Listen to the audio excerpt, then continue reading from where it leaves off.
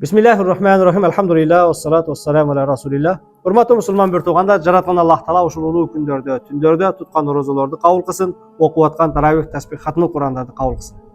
Рамазан сабактарын улай кезектеги сиздер менен баарлашуу, бул албетте өткөн сабактарда айткандай, орозо дегенде тек гана жеп ичкенден тыюлуу эмес, балким мына ошол саумул жаварих, бүтүндөй дене мүчөлөрүнүн орозосун кармоо. Урматтуу мусулман бир туугандар, эң жеңил орозо жегенден ичкенден тыюлуу дедик. Бирок негизги орозо дегенде мына ошол тилибизди сактоо боюнча сөз кылып, бүгүн биз сиздер менен адам баласынын дене мүчөсүндөгү мына ошол көздүн орозосу жөнүндө сөз кылууну туура көрүп турабыз. Аллах Таала кереметтүү Кур'анда Нур сүрөсүнүн 30-31 аятында "Кул лил муъминина ягудду мин абсарихим" ыймандууларга айткын, көздөрүн сактасын, "Ва яхфаз фуружахум" уяттуу жерлерин сактасын, "Залика азкалахум" мына ошол нерсе алар үчүн аябай таза жана жакшы.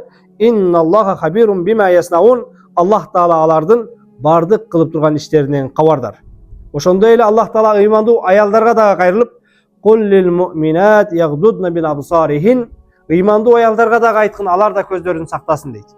Көздү сактоо чоочун болгон, намахрам болгон, бизге адал болбогон эркекти кароо аялдарга арам, ал эми аялдарды кароо эркектерге арам экендиги жана ошондой эле мына ошол өзгөлөрдүн мал мүлкү жана башка бизге таандык болбогон нерселерден обочолонтуп көзүбүздү сактоо, бул мына ошол көздүн орозосу болуп эсептелинет экен. Урматтуу мусулман бир туугандар, эгер мына ушундай бир улуу кечелерде көзүбүз тиякта биякта Аллах Таала арам кылган өзгөчө бүгүн кароо дегенде албетте жүзмө жүз кароо эмес, балким интернет аркылуу, телефон аркылуу бир уяттуу нерселерди көрүүдө жүргөн болсо, анда биздин чыныгы орозо тутуучу деген атыбыз кайда калды? Чыныгы орозо бул дене мүчөлөр менен кармоо экен. Баарыңыздарды мына ошол көзүбүздү арамдан сактап, чыныгы көздүн орозосун дагы кармаганга чакырабыз. Жараткан Аллах Таала дуа тилектериңиздерди, туткан орозоңуздарды кабыл кылсын. Ассаламу алейкум ва рахматуллахи ва баракатух.